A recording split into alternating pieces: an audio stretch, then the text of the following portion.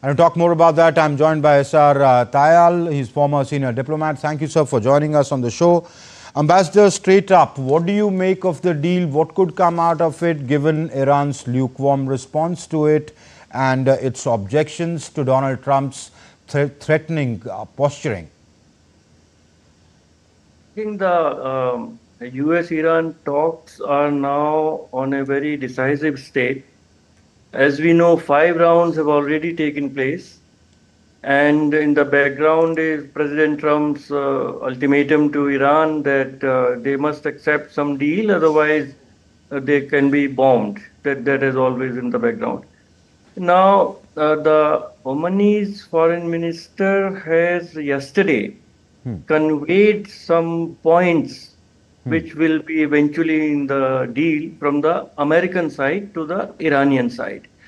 Now, the details are not yet known, but whatever has emerged in the international press is, of course, the bottom line is that Iran will not be allowed to have nuclear weapons. Iran always says that they never have any plan to have nuclear weapons, and their whatever uranium enrichment and other things they are doing are for power generation. But IAEA's intelligence and other sources indicate that the stockpile of Iran of enriched uranium is increasing, and they have already enriched up to 60% enrichment of uranium. And for power generation, one does not require, no country requires that high percentage of enrichment. For nuclear weapons, at least 90% enrichment is required.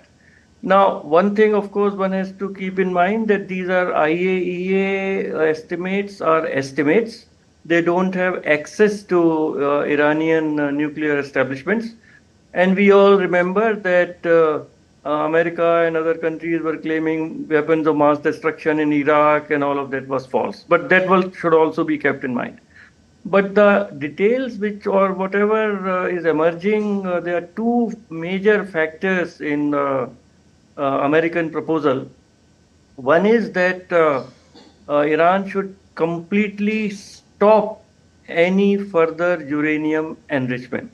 Now, that is one part. Earlier, some reports had come that, and Israel has been insisting that Iran should also dismantle whatever its enrichment capacity, centrifuges, etc., are there, mainly in their nuclear establishment in Natanz. Iran will never agree to that. And I think President Trump perhaps has understood, he is a deal maker, he understands the reality. Now, to call Iran's, whether it is a bluff, that their program is only for civil nuclear power generation, some proposal, which is a hint is there in international press, that there would be a consortium of Middle Eastern, West Asian states, which will jointly produce nuclear power. Last month, the defense minister of Saudi Arabia had also visited Iran and had conveyed to them that they should accept whatever is being offered by Iran. Otherwise, there could be a war mainly by Israel and backed by Iran. Now, Saudi Arabia, we must understand, does not want nuclear weapons in Iran. And number two, Saudi Arabia also wants to have a nuclear power generation capacity as they look at the future, since the oil, of course, in the world, in the earth is limited. So the countries like UAE already has a nuclear power station built by the Koreans. So this is the proposal. So whatever coming in the international press is two major points. One, Iran would totally stop whatever enrichment it is doing, and all the facilities will be under IAEA inspection. And number two, perhaps some kind of a consortium where the countries like Saudi Arabia, Iran, etc., they can work together. This will be, but these will be the points of the deal which are in the and that will be a major development. Then, Ambassador, the question to ask is, where is the deal? The Iranians will not agree to this. The Iranians will not let the Saudis and the others from the Sunni world to come in and form a consortium. They wouldn't have the IAEA, breathing over their neck. They wouldn't want any kind of a moratorium on enrichment, no matter what they say. I mean, the Iranians, there could be Iranian bluff too. You don't need to enrich it to 60% to make civil nuclear power, as you say.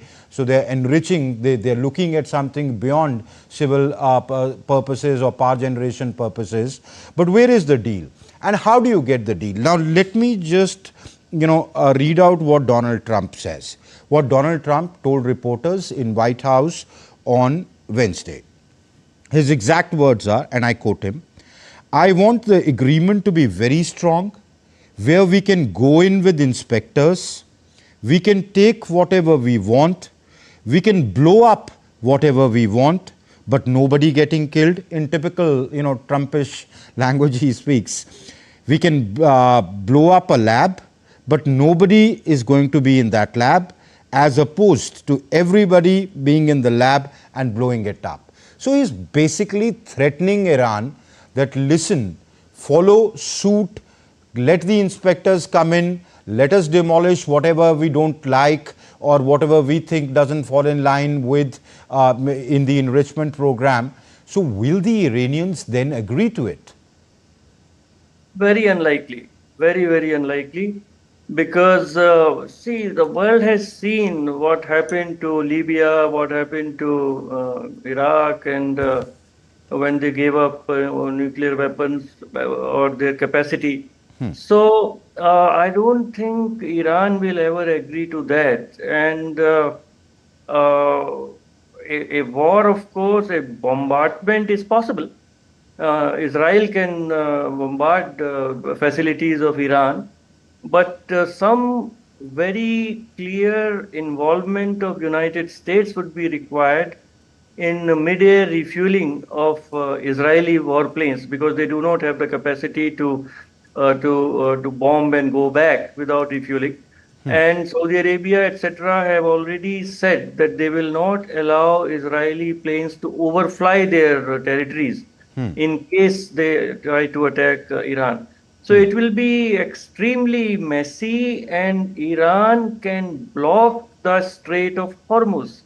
Countries like ours and all the importers, the South Korea, etc., should be very conscious that in case of any direct attack on Iran, Iran can cripple supply of oil out of the Gulf countries. So it will be an extremely difficult situation for the world. In many ways, Russia-Ukraine war has a limited impact. In many ways, the Israel-Gaza conflict has a very limited regional impact. On supply chain disruptions, you mean? Yes, oil supply chain disruptions would be there because Iran because it's right there, so they can just it sits at a geographically very important position and block the Strait of Hormuz. So that will be catastrophic. So I'm sure Donald Trump knows all that, and he will have to factor in all that. If the Saudis don't let the Israeli planes fly over their territory, if it could throw, global supply disrupt global supply chains further and in a much more strident manner, would Donald Trump want to take up another, conflict on his hands when the world already is in conflict? President Donald Trump has taken the stand that he is against wars and against involving Americans in a never-ending wars. And he displayed that in Afghanistan, and in Ukraine he is displaying that. So many of his statements could be deemed to be a negotiating tactic. What are his red lines? What are President Trump's bottom lines? Well, only he knows. But Israel clearly wants US cooperation to bombard Iranian nuclear facilities. That is very, very clear. Now, the Arab allies of United States, and he was there for a very long and productive trip just 2 weeks back. Saudi Arabia, Oman, Qatar, and Sure. UAE, they do not want a nuclear-armed Iran, but they also do not want Israel to become very powerful and bomb Iran. So all these parameters give some scope for a deal which Okay. could avert a Okay. catastrophe right now. I got you. I got you, Ambassador. My last question to you before I let go off to you. What is your instinct? Is it the strong arm tactics of a tough negotiator that Donald Trump is? Is all the rhetoric just about that and finally come down to looking at some give and take? My sense is that Iran will not totally give up its enrichment capacity and whatever it takes. And it is a country which can take a lot of beating. It has gone through the Iran-Iraq war and all Yeah, these. the sanctions haven't worked. Nothing's worked with them. They are defiant. They're a defiant community. So it is President Trump's call what he wants to do, but whatever he has publicly stated, that Iran is not going to accept. But of course, President Trump says lots of things publicly, and later he changes Takes his it back, stance. yes. He's that way very flexible and very pragmatic. Very true. Well, let's see where this goes. Ambassador S.R. Tayal, many thanks for joining us on the show and lending us your insights. Thank you very much. Thank you. And let's now take a look at other stories making news.